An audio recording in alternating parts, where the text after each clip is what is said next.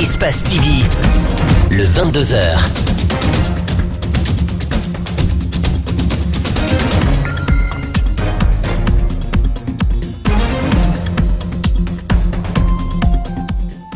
Vous regardez Espace TV, c'est un plaisir de vous retrouver, mesdames et messieurs, bonsoir. Et tout de suite, les titres de cette édition d'information. Les massacres du 28 septembre, sommes-nous en train d'atteindre l'objectif qu'on s'est toujours fixé, celui d'organiser un procès en Guinée, un comité de pilotage qui devrait accélérer le processus est en place et les avocats des victimes saluent bien cette avancée, mais ils souhaitent plus d'action. Le mois de l'enfant a été officiellement lancé ce mercredi à Conakry. Durant ce juin, plusieurs activités seront organisées en faveur de la promotion des droits des enfants. Le ministère de l'Action sociale a donné le temps. Et puis les handicapés victimes cachées du conflit au Soudan du Sud, on estime à 250 000 les personnes handicapées dans ce pays plongées dans une instabilité politique depuis son indépendance. Encore une fois, bonsoir. Des rebondissements dans le dossier de l'affaire des massacres du 28 septembre 2009. Il y en a eu requalification des chefs d'accusation, installation d'un comité de pilotage pour l'organisation du procès.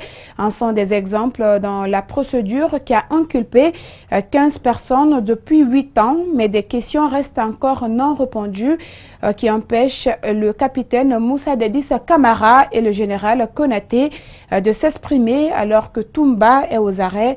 Le collectif des avocats des victimes dans ce dossier a éclairé le public ce mercredi à la maison de la presse. Mohamed Souma et Aboubakar Din Kamara. Alors qu'Aboubakar Toumba Diakité est détenu à la maison centrale de Conakry, le procès des massacres du 28 septembre traîne encore. La récente bonne nouvelle est la mise en place du comité de pilotage pour l'organisation du procès, lancé ce vendredi dernier. Cependant, les préoccupations du collectif des avocats des victimes sont grandes. Nous voulons un seul procès en Guinée, procès dans lequel il y a le capitaine Moussa Dadis Camara, il y a le général Sekouba Konaté et tous les inculpés qui se trouvent ou accusés qui se trouvent en Guinée. Le 29 décembre 2017, les juges ont requalifié les massacres du 28 septembre, considérant ces crimes comme étant des crimes ordinaires, alors que ce sont bel et bien des crimes contre l'humanité. Le blocus est évident, constate le conférencier qui souhaite que toutes les vérités soient dites, malgré le pessimisme qui entache la foi en la justice. Pourquoi on empêche le capitaine Dadis Camara à venir en Guinée? Pourquoi on l'empêche, comme il l'a dit, de se mettre à la disposition de la justice de son pays? Nous pensons que c'est parce qu'on a peur que Dadis vienne dire des choses ici qu'on ne veut pas entendre. On a envoyé 2 commissions rogatoires pour l'entendre. Elles ont toutes les 2 été bloquées. Nous aurons difficilement toute la vérité sans la présence de ces 2 personnes. Les avocats dénoncent également les faits qui connotent à l'obstruction. Pourtant, le mérite à gagner de cette organisation est grandiose. Il y a l'impunité. Et nous estimons que tenir un procès, comme le procès du 28 septembre, correctement, de façon équitable, en respectant y compris les droits de la défense, ça permettra de rapprocher les Guinéens. Pas de liberté provisoire pour Fatoumata Diarraye Baldé. La jeune étudiante enceinte est toujours détenue à la maison centrale de Koronti. Elle est accusée de vol à main armée alors qu'elle accuse son oncle de viol. Un oncle qui est libre depuis quelques semaines grâce aux démarches menées par son avocat. Nos reporters Idriss Abari et Gibril Kaba Kamara ont rencontré son avocate qui garde toujours l'espoir de voir sa cliente libre. Cela fait plus de 8 mois que la jeune étudiante est en prison à la maison centrale. Malgré sa grossesse avancée, Fatoumata Diarraye Baldé attend toujours la décision de la justice guinéenne en ce qui concerne sa demande de mise en liberté provisoire formulée par sa conseillère. Une décision qui était attendue ce 4 juin. Vu que les magistrats sont à Kindia pour une formation, l'avocate de Diarraye reste optimiste. J'espère que les jours qui suivent, on aura vraiment une décision très rapidement parce que c'est urgent. Notamment la demande de mise en liberté qu'on a eu à faire. Parce que Diarra Baldé, elle est à plus de 8 mois de grossesse aujourd'hui. Donc il est important qu'elle puisse accoucher dans de bonnes conditions. Pourtant, le juge d'instruction en charge du dossier est informé de l'état de grossesse de celle qui a accusé son oncle de l'avoir violée. Ce dernier, qui avait aussi été mis aux arrêts, n'a passé que 6 nuits en prison avant d'être libéré après. Aujourd'hui, l'étudiante est déprimée par cette affaire, confie sa conseillère.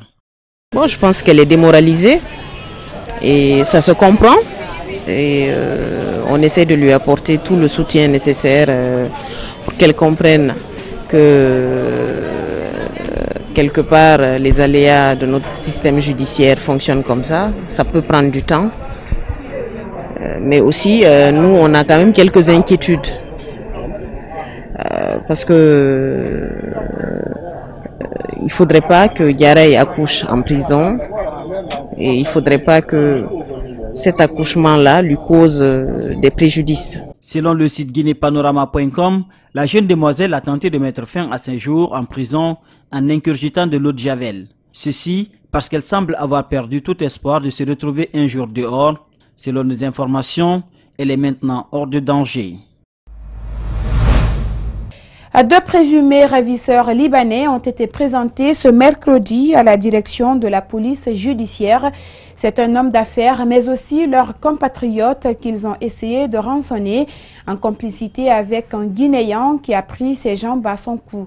Gibril Ba et Ibrahim Souma. La victime de l'enlèvement est Mahmoud Matar, homme d'affaires.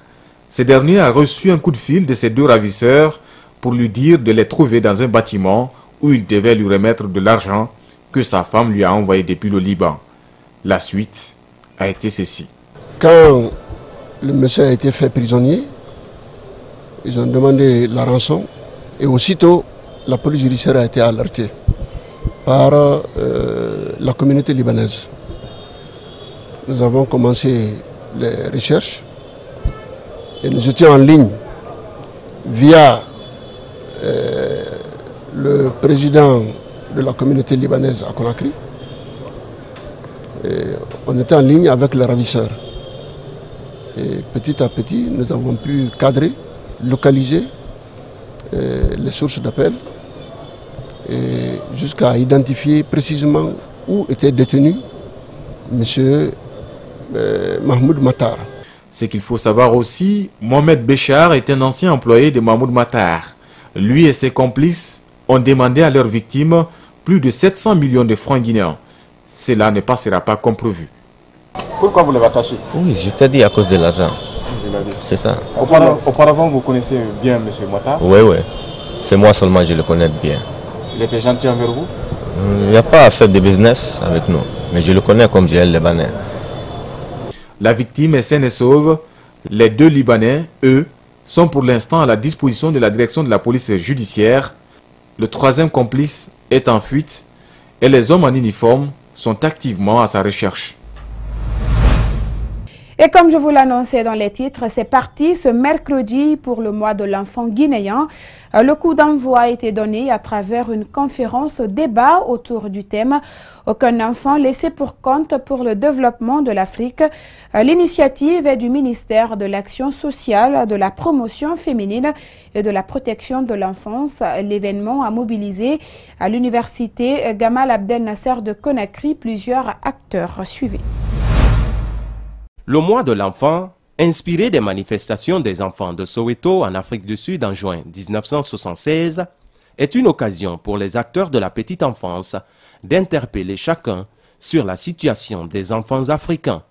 En Guinée, ils sont touchés par plusieurs fléaux, comme le rappelle la ministre. Qu'un enfant laissé pour compte pour le développement de l'Afrique, cela veut dire quoi?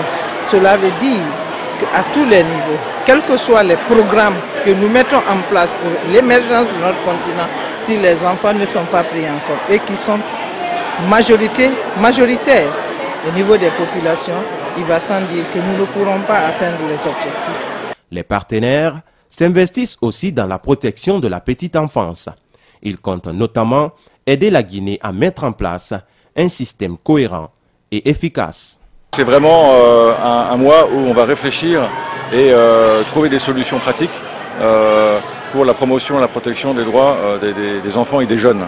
Et donc il va y avoir une série d'événements qui vont déboucher sur des engagements et aussi des solutions pratiques par rapport au système de la protection des enfants en Guinée. Le Parlement des enfants de Guinée, représenté par leur secrétaire général, souhaite une pérennisation des acquis du mois de l'enfant, ce en informant et en sensibilisant les tout-petits sur leurs droits. Ce qu'il faut faire, c'est commencer par sensibiliser les communautés, sensibiliser les sociétés, parce que les enfants sont en commun accord. Les enfants sont tout le temps avec leurs parents, à l'école ou avec des personnes dans la rue. Donc ce sont ces personnes-là que nous devons sensibiliser. Ce sont ces personnes-là qui doivent amener les enfants vers eux. Ce sont ces personnes-là qui doivent faire comprendre aux enfants qu'ils ne sont pas des simples constituants de la société, qui sont aussi des acteurs de la société. Les enfants de Guinée seront à l'honneur tout au long du mois de juin. Plusieurs activités sont prévues, notamment la remise de livrets contenant les aspirations des enfants des 342 communes. 2 jours après sa nomination à la tête du ministère de l'Environnement, un autre décret présidentiel l'envoie gérer le ministère de l'Élevage. Ce mercredi, Roger Patrick Milimono a passé la main à Ouegui Lavogui, qui devient désormais le nouveau patron de ce département stratégique. Le ministre entrant a promis à ses collaborateurs de préserver les acquis et d'œuvrer à la protection de l'environnement. Malik Sangana Kamara et Aboubakar Din Kamara compte rendu. La passation se déroule dans la cour du ministère de l'Environnement à Koléa. Le ministre sortant dans son allocution s'est juste limité aux remerciements. Remercier ses anciens collaborateurs qui, selon lui, l'ont accueilli à bras ouverts lors de sa prise de fonction. Des jours après, il est nommé à l'élevage.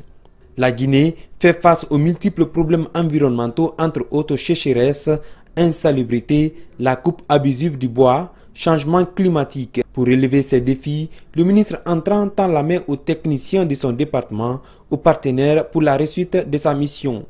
Aujourd'hui, nous avons des gros défis à relever dans le secteur de l'environnement. La salubrité, c'est un gros problème pour notre pays aujourd'hui. Et nous occupons la dernière place, il ne faut pas avoir le complexe de le dire, parmi les pays au-dessus du Sahara les plus sales. C'est un gros défi. Aussi, nos cours d'eau sont secs, complètement secs.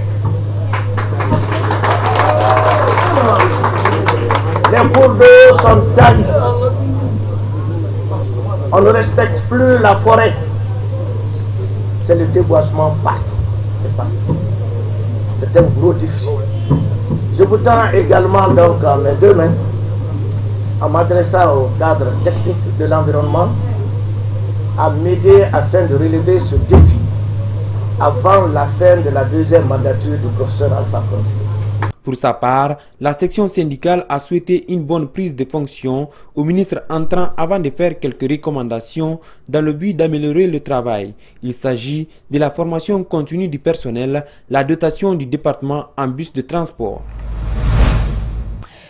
Comment sauvegarder la forêt d'Anta? Chaque fois la question revient, mais les actions tardent à venir. Une raison qui a amené l'ONG UDEC et Espace TV de regrouper ce mercredi tous les acteurs impliqués dans la protection de la forêt d'Anta, de l'occupation anarchique au manque d'entretien et de responsabilité. Toutes les questions ont été soulevées pour sauver cette forêt qui était autrefois une fierté nationale. Reportage Mamadou Salouba et Mamadou Sadio Baldé. Avec une réserve naturelle de 672 hectares au départ, elle était la forêt parfaite, celle qui protégeait les ressources en eau et qui était collée à la forêt de Dabomba. Aujourd'hui, il ne reste que 8 hectares. La forêt d'Anta a perdu son authenticité. Il est urgent de penser à sa restauration. Cette forêt, à vrai dire, n'a pas été sécurisée. Il n'y a pas eu de suivi au niveau de la forêt. Chacun a fait de cette forêt ce qu'il voulait. Et mieux, les essences qui sont là ont plus de 40 ans d'âge. Il y a lieu de penser à un renouvellement du couvert végétal de cette forêt d'Anta. Classée en 1944, aujourd'hui la forêt d'Anta est la porte d'entrée des débrouillards. Invasion sauvage, déchets de toutes sortes, la forêt est comme un dépotoir d'ordures. Alors, l'ONG UDEC et Espace TV ont réuni des acteurs impliqués dans la protection de la forêt d'Anta. Depuis en 2014, il était prévu la sécurisation de cette forêt lors de la commémoration de la Journée mondiale de l'environnement. Ce jour, il était réellement prévu la sécurisation de ces forêts, mais jusqu'à présent, qui ne voient pas le jour. Un manque de responsabilité et une absence de prise de conscience, la forêt est victime de sa végétation et de son espace transformé en un lieu de travail. Cette forêt-là abrite les mécaniciens, les éleveurs et tant d'autres personnes. Quand vous chassez les hommes ce matin, avant le jour, ils reviennent. Nous n'avons pas la maîtrise. Maintenant, pour avoir la paix du cœur, il faut sa sécurisation. Sa sécurisation par un mur sollicite les acteurs, car les opérations de déguerpissement ne portent pas fruit. Et religion à présent, les fidèles musulmans ont commencé les prières nocturnes à la nuit du mardi à mercredi. Et ce moment d'intense prière consiste à rechercher une seule nuit bénie appelée nuit du destin. À Bonfi, l'affluence est importante dans les mosquées. Le reporter Abdourahmane Ba et Mamadou Babangoura ont fait un tour et suivi.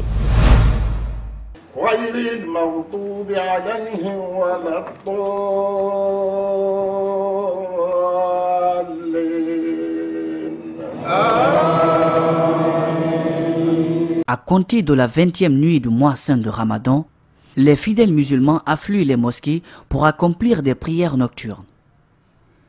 La particularité de cette adoration vise à trouver la nuit du destin, qui équivaut à 1000 mois de soumission à Dieu. Nous le faisons, c'est parce que nous cherchons une nuit bénie, une nuit très valeureuse, une nuit aussi importante pour les musulmans, la nuit qui s'appelle Laylatul Qadr. Cette pratique remonte au temps du prophète Mohammed paix sur lui. Depuis, elle est pérennisée par les différentes communautés musulmanes à travers le monde. Dieu l'a parlé dans le Coran. Il a parlé de l'importance de cette nuit.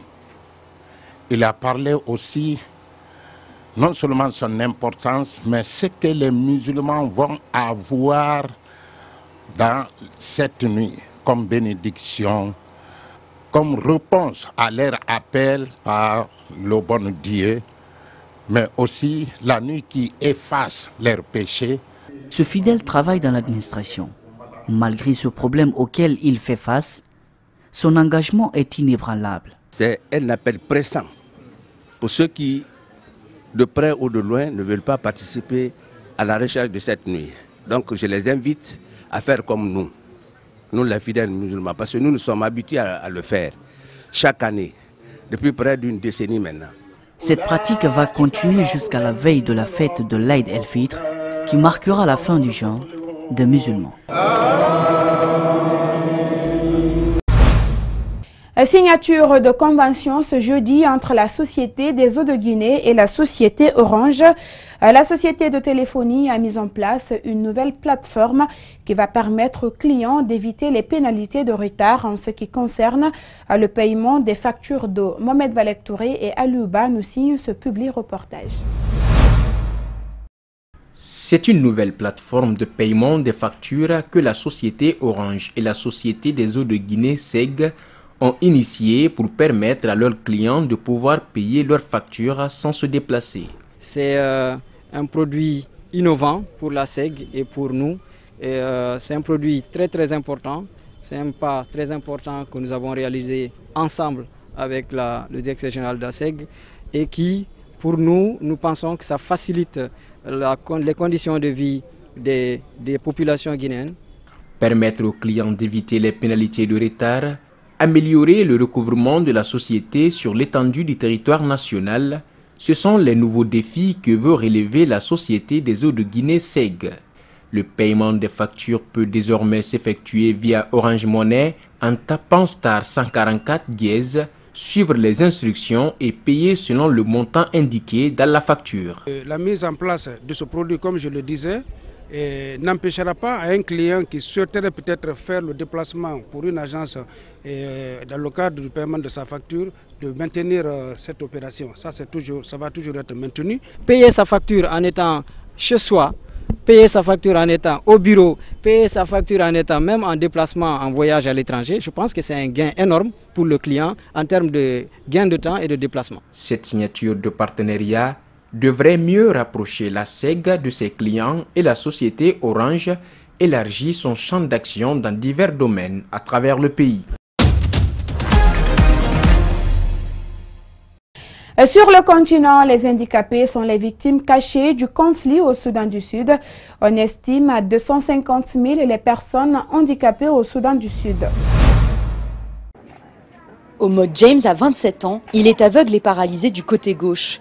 En 2013, il a dû fuir les conflits interethniques dans sa ville de Bor, à 150 km au nord de Juba. C'est ici, dans ce camp de la capitale, qu'il est tombé malade. Quand je suis arrivé, j'allais bien. Je n'avais pas de problème. C'est quand je suis arrivé à Djouba que je suis tombé malade et je ne comprends pas pourquoi. Maintenant, je ne peux plus marcher sans béquille. Tout ça m'est tombé dessus, ici, à Djouba.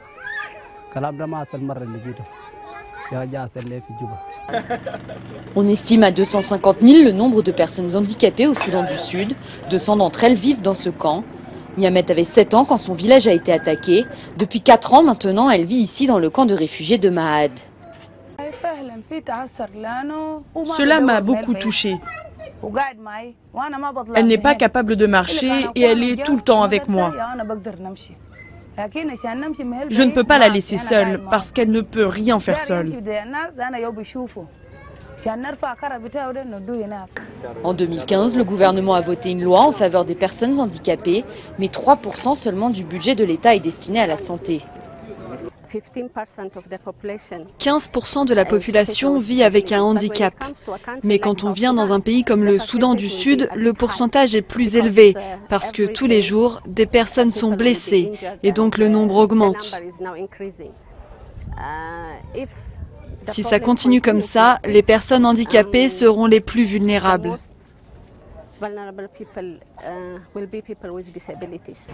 D'après la Croix-Rouge internationale, près de 50 000 personnes seraient aujourd'hui amputées dans le pays et les exactions liées au conflit ne cessent pas. Et pour finir, 137 000 mégots sont jetés dans la nature chaque seconde dans le monde. Une pollution qui peut mettre jusqu'à 15 ans à disparaître.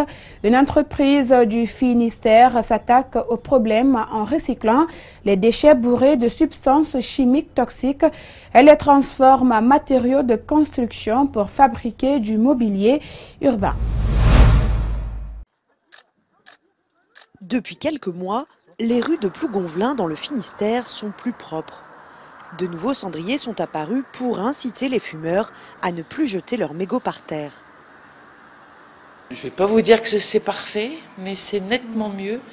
Et je pense que dans la tête des gens, ça y est, on commence à réfléchir, on ne jette pas le mégot par terre. Récupérer les mégots de cigarettes pour en faire un matériau de construction, c'est le pari réussi d'un jeune entrepreneur breton. Après plusieurs années de recherche, Bastien Lucas a mis en place une filière de collecte et de recyclage de ces déchets pour fabriquer du mobilier urbain.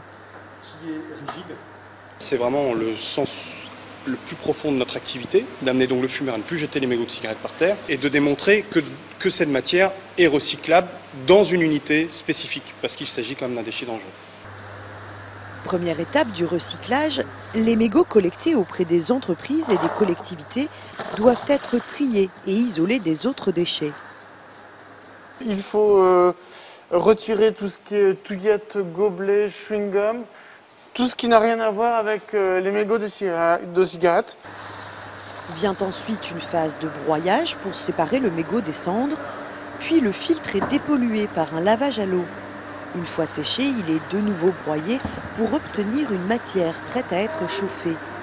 Le résultat, des plaques de plastique aux allures de bakélite, un matériau résistant et qui s'inscrit dans une démarche durable. Si votre matériau il est abîmé, par exemple si quelqu'un a gravé, il s'est acharné dessus, on n'a plus qu'à le rebroyer pour pouvoir à nouveau le thermocompresser et du coup obtenir une nouvelle plaque. Ça veut dire que plus besoin de pouvoir recréer de la matière première, puisque la matière première elle est toujours là, elle est toujours présente.